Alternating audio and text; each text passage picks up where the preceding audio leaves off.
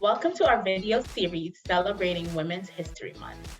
I'm Samantha Jean, Marketing Manager at MassBio, an organization dedicated to advance Massachusetts leadership in the life sciences. And I'm Lori Lennon, founder and CEO of Thinkubator Media, an organization that elevates the profiles of women in STEM. All this month, we'll be introducing you to formidable women in STEM who are leading the way in their industry. And today we're welcoming Sarah MacDonald, President of Life Science Cares, Elena Spencer, Director of Technology Platforms and Outreach, Randall Hughes, Associate Dean for Equity at Northeastern University, and Liz O'Day, CEO and founder of Olaris. Welcome, everyone. Thank you. All right, so we would love for all of you to introduce yourselves, tell us a little bit about yourselves and your work that you do, and if you feel like it, maybe sharing a little fun fact that people might not know. So Liz, do you want to start us off? Sure. Happy to. Thank you guys for having me here today. Super excited to join this awesome panel. So as Samantha said, I'm Liz O'Day. I'm the CEO and founder of Olaris. We're a precision diagnostic company. I started the company 8 years ago, directly as a spin-out from my PhD at Harvard. And it is very true that it feels like both a blink of an eye and many lifetimes ago. In addition to my work at Olaris, I am a scout for Pillar VC. I have a small angel fund called O'Day Capital. And to keep myself busy, I write for Scientific America. I'm the co-chair for the World Economic Forum's Biotech Council, and I sit on a couple of boards, including the PMC and the BMRB. Thanks, Liz. Oh, and a fun fact. Wait, hold on. Do I have anything fun? Well, I guess it's fun, but I have a new baby. Her name is McKenna. She'll be turning 2 years old, so I guess not that new, but I think I love being a mom, and that is the thing that keeps me certainly the most busy. Goodness, congratulations, Liz. Yeah, awesome. And I would still call a 2-year-old 24 months. Okay. They're still young. So is that the cutoff? I'm still learning, you know. Just kidding. I don't know. Sarah, how about yourself? Can you introduce yourself? Awesome. Yeah, thank you for having me. Sarah MacDonald, President of Life Science Cares. We are an industry-fueled organization bringing companies, leaders, employees together around a mission of fighting poverty in the communities we live and work. It's been a really amazing last almost 7 years as the organization started here in Boston, but now replicated in 4 other cities, being able to support dozens of community organizations, help provide basic needs, education, and opportunity to folks that don't have access. So incredible recognition that the industry is mission driven in so many ways and really believes in supporting our friends and neighbors to live not just healthy lives, but full lives and make sure that everyone thrives. Fun fact about me, and actually how I think I have also met Lori in the past, in my off hours, I am like a total civic local government nerd. Really believe in advocacy and governing at the local level. So spend a lot of time in my community trying to give back and make change. Yes. Yeah, it's like 2 different lives, Sarah, but I'm inserting myself in both of them. So, great.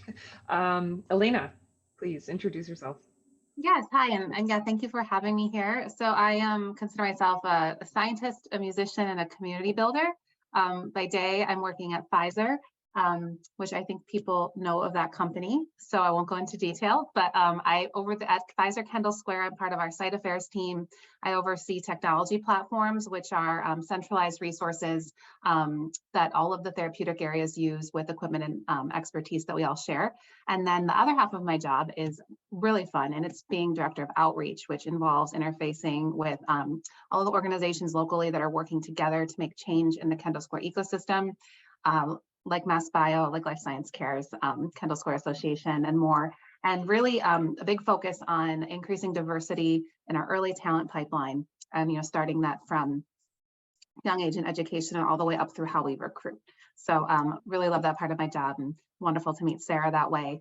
And then let's see, I'm also a vice president of the board for Women in the Enterprise of Science and Technology, which is a great Boston-based group who really empowers women through their programming. Wonderful. And anyone listening, please encourage you to get involved. It's been with me most of my career.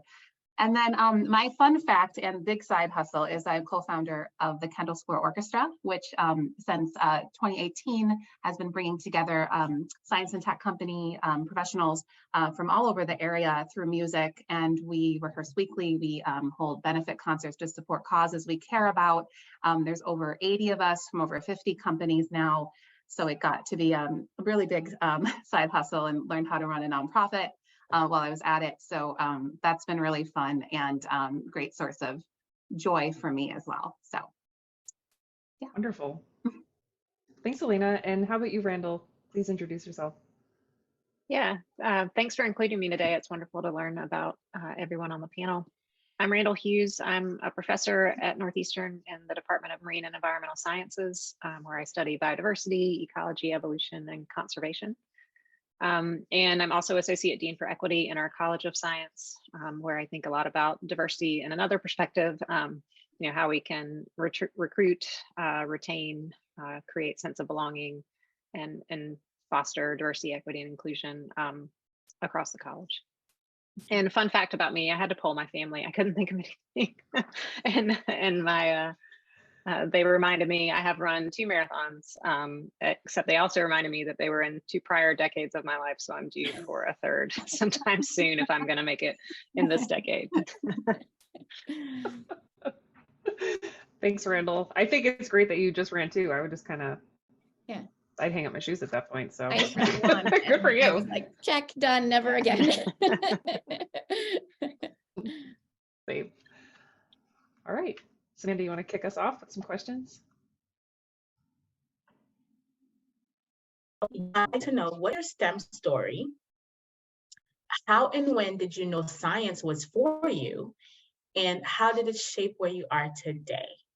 These are 3 different questions, but can answer them as you please. Okay, I'll go first. So I was interested in nature and science from a really young age. My dad was an 8th grade biology teacher.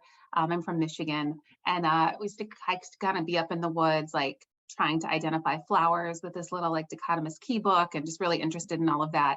And then eventually that led to really wanting to understand the inner workings of the cells. And I studied that at University of Michigan, which was adjacent to the campus that Pfizer had at the time in Ann Arbor. And so I got my first job there as an intern when I was 19, and realized that's what I wanted to do with my career, was to contribute to making medicines. And so the rest is kind of history. It eventually brought me out to the East Coast. And so that's what I've been doing for the past little over 20 years. And I love it. So my STEM story goes back to when I was in kindergarten. My older brother, Rob, got diagnosed with cancer. He's fine and survived and thrived and lives a way better life than I do. He lives on Nantucket, like gets up and like, hangs out with his dog, and like, I don't know if he even has a cell phone, like where I am like always connected to technology. But when we were kids, Rob was diagnosed with a rare form of adrenal cancer called neuroblastoma. And for 2 years, our family lived in Boston's Children's Hospital. We weren't sure, what was going to happen. And that experience, really motivated me to want to become a scientist. Even my brother's medical records, there's like details that his like little sister was like refusing to accept, the seriousness of the condition, because I just didn't understand why they couldn't fix, my brother. And so I've said this before, and I know it sounds, I don't know, a little cliche or something, but I made a deal with God, if he saved Rob's life, that I would dedicate my life to trying to improve medicine. And so being a scientist is the only thing I've ever wanted to do. As like a, elementary school kid, I was like going and looking up like what an oncogene was. And parents probably should have put me in therapy. But regardless, I became really dedicated. All science in high school, college, started working in a lab the day that I started at BC, and then on to do my PhD and start the company. So yeah, that's my story in STEM. I I feel bad because I have like the anti-STEM story compared to Liz. And I say this quite a bit when I talk about my career with younger people, which is there was nothing early on that would have pointed to where I am now. I have now spent the most of my career, 15 years, working with the life science industry, having never heard of it before starting that job, and not having, you know, kind of the classic STEM interest at any point in my life. I am a English and political science double major with my master's in journalism. Started work as a newspaper reporter, but I think the thing that's funny about it is, you know, when people think about opportunities in STEM or opportunities in life sciences and engineering, these are companies that need a wide array of skills, a wide array of passions and backgrounds. And, you know, there have to be people who can run the accounting at a life science company, or that are communicating, right, the incredible work that Liz and her team is doing to investors or the public or doctors at different moments in a company's evolution. And so kind of how that shows up in my work now is being a passionate advocate that there is a home in life sciences for someone who has any level of kind of passion or skill that could be put toward the cause, right? Sometimes it will be lab science, and I think we can talk about what needs to happen to support people in those roles.